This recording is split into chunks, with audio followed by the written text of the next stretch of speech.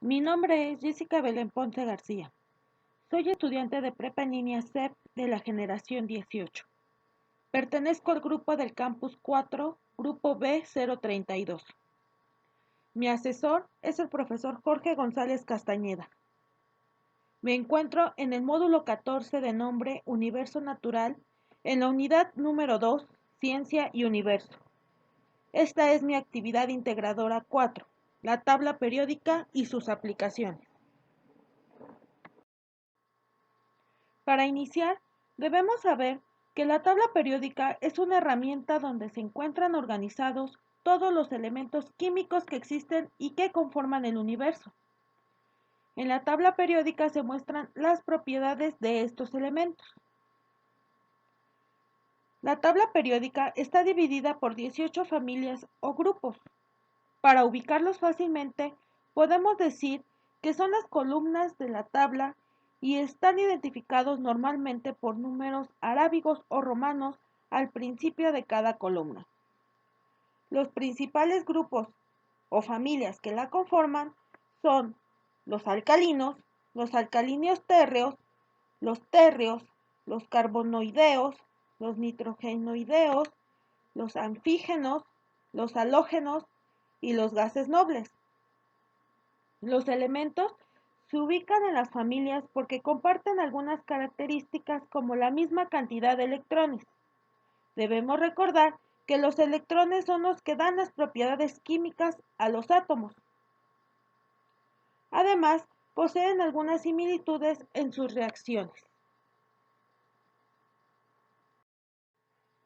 La tabla periódica también está dividida en periodos.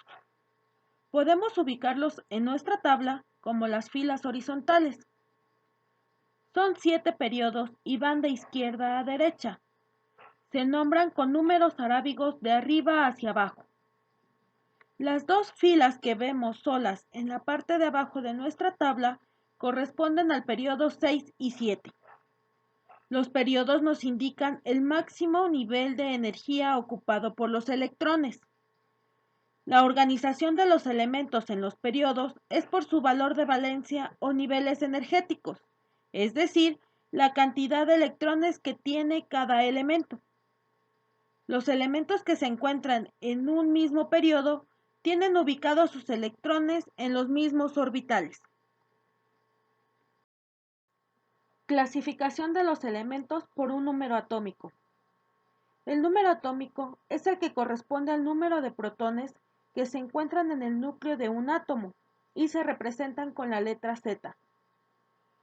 Los elementos se encuentran ordenados por su número atómico creciente, es decir, comienza con el 1 y cada elemento posterior va aumentando su número atómico.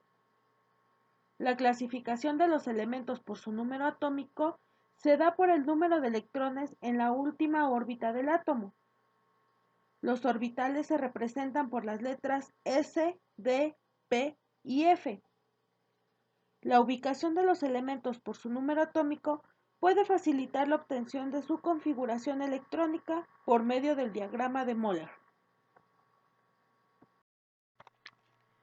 Descripción de un símbolo químico. Un símbolo químico es la abreviatura con el que se representa cada elemento de la tabla periódica. Permite identificar un elemento químico de manera fácil. La primera letra se escribe con mayúscula y la segunda, si la tiene, debe ser con minúscula. El titanio está representado por el símbolo Ti. Es un elemento metálico y sólido que no puede obtenerse de la naturaleza. Es un elemento muy resistente, ligero y tiene alta resistencia a la corrosión. Tiene baja conductividad, por lo que se utiliza en la medicina. Su número atómico es el 22 y se encuentra ubicado en el bloque B de la tabla periódica. Fue descubierto en 1791 por William Gregor. Masa atómica. La masa atómica de un elemento es la masa que tiene un átomo. Su valor es muy pequeño y es representado en unidades de masa atómica o UMA. La masa atómica se expresa con números naturales y es la suma de protones y neutrones de cada elemento. Los elementos químicos tienen expresado su número de masa atómica en la parte inferior del símbolo. En este caso, el selenio tiene una masa de 78.96 UMA. ¿Por qué es importante la clasificación de los elementos orgánicos e inorgánicos? Recordemos que los elementos orgánicos son aquellos que están compuestos por átomos de carbono, que es un elemento no metálico, y forman enlaces covalentes con átomos de hidrógeno, oxígeno, nitrógeno y otros. Por otro lado, los elementos inorgánicos son los que se forman entre elementos de tipo metálicos y no metálicos, así como sales y otros. Estos elementos presentan enlaces de tipo iónicos. Es importante la clasificación de elementos orgánicos e inorgánicos porque tienen distintas propiedades y el tipo de reacciones químicas que presentan son diferentes. Gracias a esta clasificación es posible estudiar de mejor manera y de forma más detallada cada uno de estos elementos. Ejemplos de compuestos orgánicos e inorgánicos.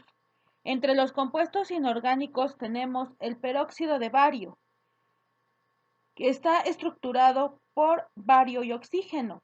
Tiene enlace iónico.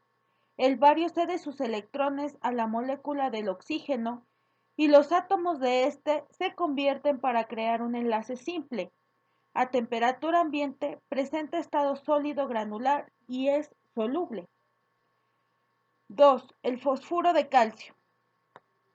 Este compuesto es una sal inorgánica. Es sólido de color blanco.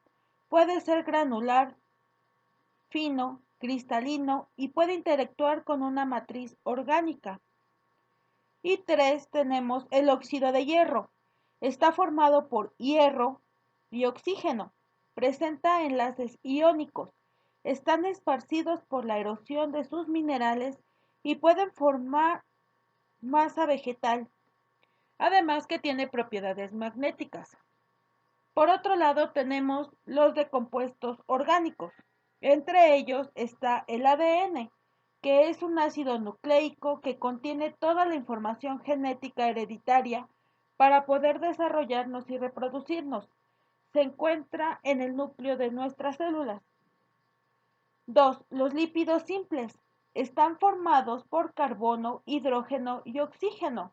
Cumplen funciones muy importantes, entre ellas la protección de las células. Y 3. El alcohol etílico o etanol.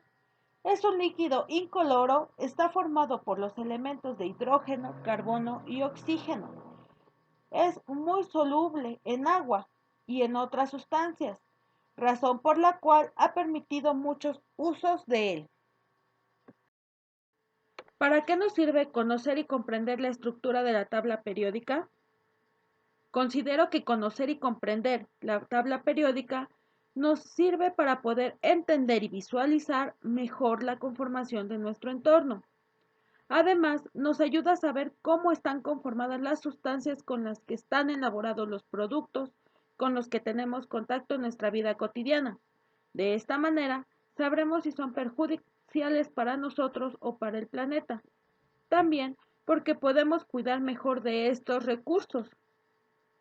Por último, el conocer y comprender la tabla periódica nos facilitará nuestro progreso en el estudio de las materias de química, biología y física.